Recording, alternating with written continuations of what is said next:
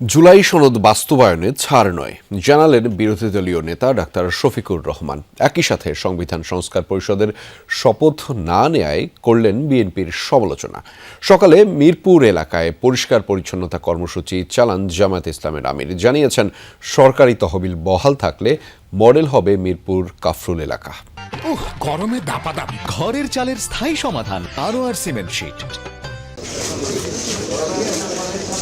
বুধবার ভোরে মিরপুরের মণিপুর বায়তুন নূর মসজিদে নামাজ আদায় করেন জামায়াতে ইসলামের আমির ডাক্তার শফিকুর রহমান। এরপরই পরিষ্কার পরিচ্ছন্নতা কর্মসূচির উদ্বোধন করেন বিরোধী দলীয় এই নেতা। মণিপুর উচ্চ বিদ্যালয়ের বালিকা শাখা থেকে শুরু করে ৬০ ফিট সড়কেও নেতাকর্মীদের সাথে নিয়ে ময়লা আবর্জনা পরিষ্কার করেন ডাক্তার শফিকুর। পরে সাংবাদিকদের জামায়াতে আমির বলেন, প্রতিদিন বাদ ফজর কমপক্ষে ১ ঘন্টা ময়লা পরিষ্কার করা হবে।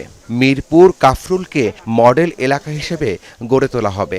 এই কাজে সরকারের ফান্ডিং চালু রাখার আহ্বান জানান তিনি। আজকে এটা লোক দেখানো নয়, এটা দিয়ে শুরু। প্রতিদিন ফজরের পরে আমাদের প্রত্যেক ইউনিট মিনিমাম আধা ঘন্টা সময় এই পরিচ্ছন্নতার কাজ করবে। ১ ঘন্টা পারলে আরো ভালো। আমি ঢাকায় থাকলে প্রতিদিন এখানে আসবো, প্রতিদিন রাস্তা ঝাড়ু দেবো ইনশাআল্লাহ। আর ঢাকার বাইরে থাকলে যেখানে যাব ওখানে আমার সহকর্মীদের নিয়ে আমি কাজ করব।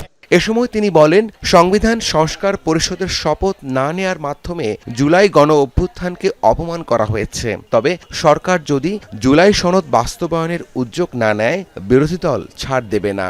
এই জুলাইয়ের কারণেই তো নির্বাচন হলো। এই নির্বাচন হওয়ার কারণে তারেক রহমান সাহেব হয়েছেন প্রধানমন্ত্রী, আমি হয়েছি বিরোধী দলীয় নেতা। এই জুলাই না আসলে কি আমরা এটা হতে পারতাম? এই খেদমতের এই সেবার সুযোগ পেতাম? তাহলে জুলাইকে আমাদের অবশ্যই স্বীকৃতি দিতে হবে, সম্মান করতে হবে এবং জুলাইয়ের আকাঙ্ক্ষার ভিত্তিতে যে সমস্ত সংস্কার প্রস্তাব সামনে এসেছে এই সবগুলা বাস্তবায়ন করা হবে এই সংসদের পবিত্র দায়িত্ব। রাব্বি সিদ্দিকী, যমুনা নিউজ, ঢাকা।